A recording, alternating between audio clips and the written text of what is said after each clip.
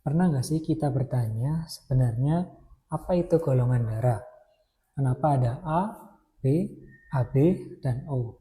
Dan kenapa donor darah bisa menyelamatkan atau bahkan membahayakan nyawa seseorang?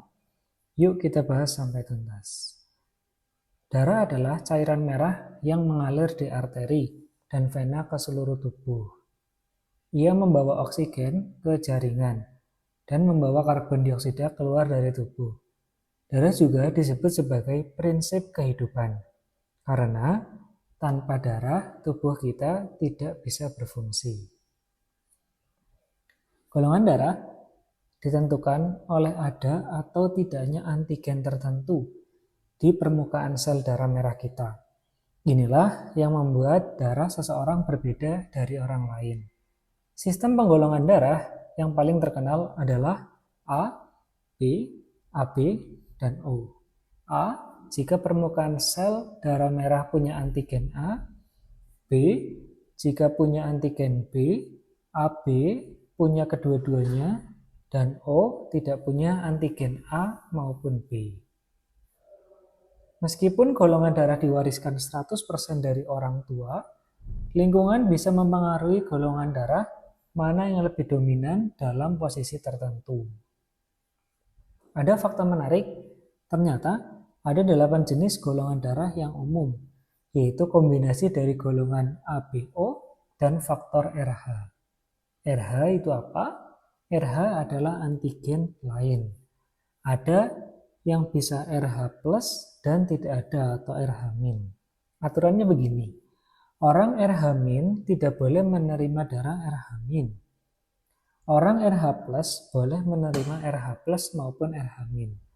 Lalu ada istilah universal donor dan universal recipient. O minus, universal donor, bisa memberi ke semua orang. AB plus, universal recipient, bisa menerima darah dari semua golongan. Kalau kamu menerima darah yang tidak cocok, sel darah merah bisa menggumpal. Gumpalan ini bisa membuat pembuluh darah dan membahayakan nyawa. Maka sebelum transfusi darah, dokter melakukan 2 pemeriksaan penting. 1. Blood typing untuk mengetahui golongan darah, dan 2. Cross matching, memastikan darah pendonor cocok dengan darah pasien. Dalam keadaan darurat, dokter sering menggunakan golongan O karena paling aman diterima oleh banyak orang, meskipun masih ada risiko kecil. Ada beberapa alasan kenapa seseorang memerlukan transfusi darah. Yang pertama, kehilangan banyak darah karena kecelakaan atau operasi, tubuh tidak bisa memproduksi darah yang cukup, penyakit yang menyerang sumsum tulang seperti efek kemoterapi, dan kelainan darah seperti anemia berat, thalassemia, sickle cell, hemofilia, dan penyakit von Willebrand. Transfusi ini membantu menggantikan sel darah yang hilang dan mendukung fungsi tubuh.